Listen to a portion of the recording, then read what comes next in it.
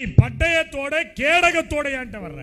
ஆனா சில நேரங்கள்ல பொய்யான கேடகம், பொய்யான மனிதன், பொய்யான தலைச்சீரா, பொய்யான மார்க்கவசம், பொய்யான சத்தம், பொய்யான மிரட்டல் நம்ம மிரட்டி கொண்டிருக்கு. எத்தனை பேர் அப்படி அனுபவிச்சிருக்கிறீங்க? கர்த்தர் சொல்றாரு, நான் தான் உனக்கு கேடகமா வர போறேன். ஆமென் சொல்லுங்களேன். சத்துரு எவ்வளவுதான் தன்னை மறைச்சாலும் எங்கேயாவது ஒரு வீக்னஸ் அவனுக்கு இருக்கும்.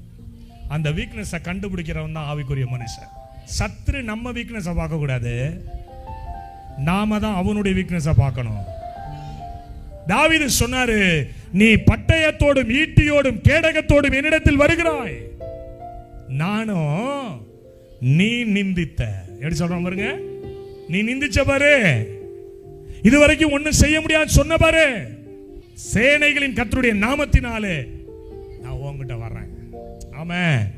அவன் கேட்பான், நான் என்ன நாயா, நான் என்ன பண்ணியா? சொல்லுங்க வாய் திறந்து.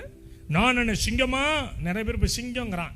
நிறைய பேர் இப்படி ஒரு போட்டோ போட்டுட்டு 2 சிங்கம் காலுக்கு கவட்டைக்குள்ள இடையில படுத்துக்குது.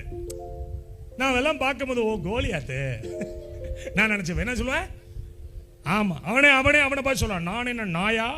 நீ எதை வேணாலும் வச்சுக்கப்பா, கர்த்தர் என்னோடு இருக்கிறார். ஆமென் சொல்லுங்களேன். சில பேர் எப்பயுமே இந்த சத்துரு சில நேரத்தில் நமக்கு தீர்க்கதரிசனம் சொல்லுவான்.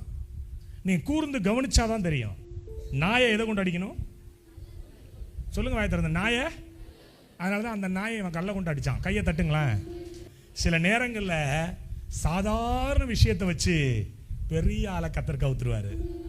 நான் விசுவாசிக்கிறேன், இந்த கூட்டத்திற்கு கர்த்தர் கேடகமா வர்றதுனால 9 மாதம் உன்னை மிரட்டிக்கிட்டு இருந்த விஷயம் இந்த 10வது மாதம் உனக்கு முன்னாடி சரிஞ்சு விழ போகுது.